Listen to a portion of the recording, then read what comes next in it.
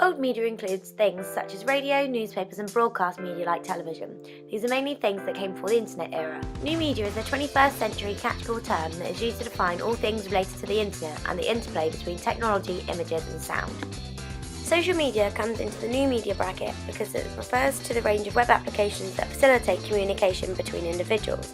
Many technical sources identify the ancestry of social media in Web 2.0 technology. Web 2.0 is the term given to describe the second generation of the World Wide Web that is focused on the ability to collaborate and share information online. There are many ways in which social media differs from old forms of media. One factor being social media is more accessible and the consumer is able to access information at the click of a button. For example, in old forms of media, if a news story broke, you'd have to wait until it was scheduled. Now you can check it via Twitter or news apps. Social media allows consumers to access information in shows at the time that's convenient for them. Rather than being told when a show is on and have to stick to a schedule, customers can now access it wherever, whenever, on many different platforms, e.g. a tablet or a smartphone. The Oscars selfie is a great example of how information can be hid around the globe in short periods of time online. Therefore, we can say that usability and the convenience of social media shows us the huge transformation and difference between the old forms of media. Social media allows users to facilitate new associations and forms of sociality. The consequence of this is the emergence of new networks and groups that only exist through social media.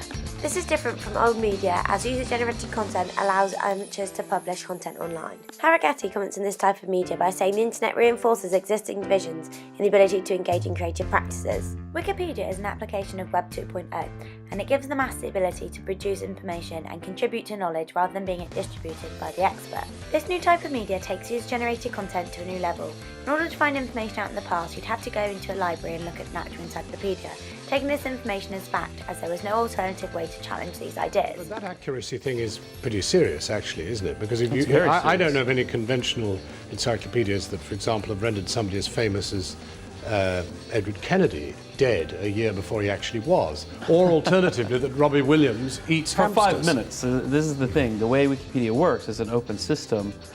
Things get updated very, very quickly. So, for example, last week when the U.S. Congresswoman was shot, basically all of the news media was reporting that she had been killed, and we followed suit. As soon as we had the reliable sources, we went with it, and then we corrected it as everyone else corrected it. Never wrong for long.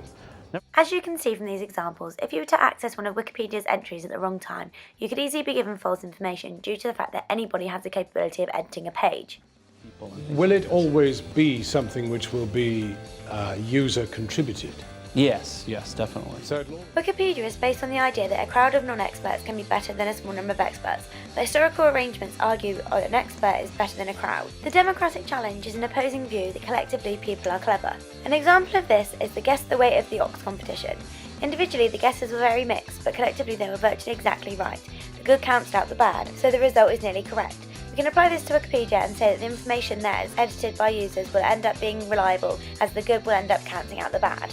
So there we have just a few reasons of how social media is different to old forms of media.